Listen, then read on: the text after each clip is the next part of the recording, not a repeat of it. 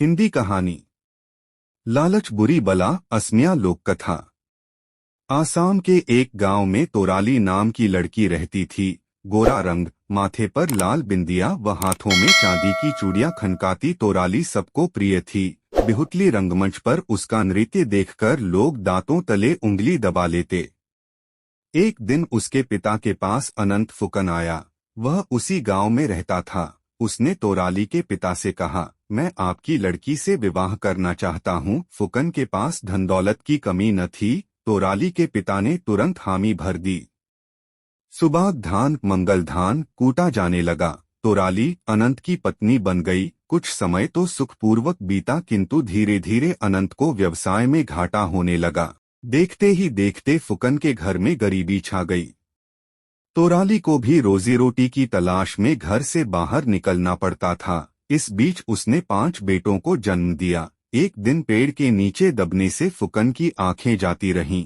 तोराली को 5 बेटों से बहुत उम्मीद थी। वह दिन रात मेहनत मजदूरी करती, गांव वालों के धान कूटती ताकि सबका पेट भर सके।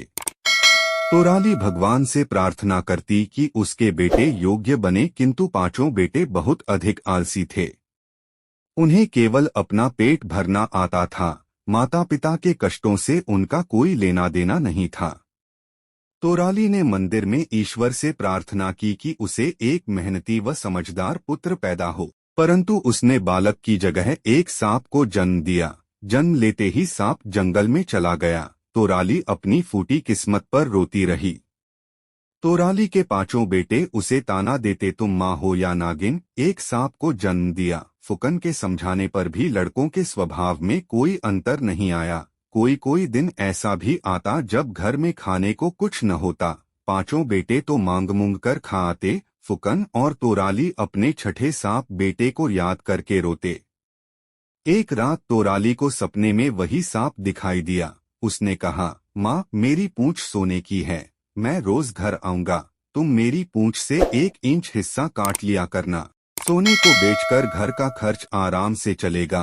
तोराली ने मुंह पर हाथ रखकर कहा, ना बेटा, अगर मैं तुम्हारी पूंछ काटूंगी तो तुम्हें पीड़ा होगी। नहीं माँ, मुझे कोई दर्द नहीं होगा। सांप ने आश्वासन दिया और लौट गया।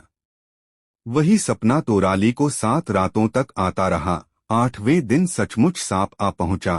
तोराली ने कमरा भीतर से बंद कर लिया। डरते डरते उसने चाकू से पूंछ पर वार किया। सचमुच उसके हाथ में सोने का टुकड़ा आ गया। सांप की पूंछ पर कोई घाव भी नहीं हुआ। माँ से दूध भरा कटोरा पीकर सांप लौट गया। तोराली ने वह सोना बेचा और घर का जरूरी सामान ले आई। शाम को खाने में पीठा व लड्डू देखकर लड़के चौंके। तोराली ने झूठ बोल दिया कि उनके नाना ने पैसा दिया था। इसी तरह सांप आता रहा और तोराली घर चलाती रही। उसका झूठ ज्यादा दिन चल नहीं सका। बेटों ने जोर डाला तो तोराली को पैसों का राज बताना ही पड़ा। बड़ा लड़का दुत्कारते हुए बोला, मूर्ख माँ, यदि हमारे सांप भाई की पूरी पूंछ सोने की है तो ज्यादा सोना क्यों नहीं काटती। छोटा बोला, हाँ, इस तरह तो हम कभी अमीर नहीं होंगे। रोज थोड़े थोड़े सोने से तो घर खर्च ही पूरा पड़ता है। तोराली और फुकन चुपचाप बेटों की बातें सुनते रहे। बेटों ने माँ पर दबाव डाला कि वह कम से कम 3 इंच सोना अवश्य काटे ताकि बचा हुआ सोना उनके काम आ सके।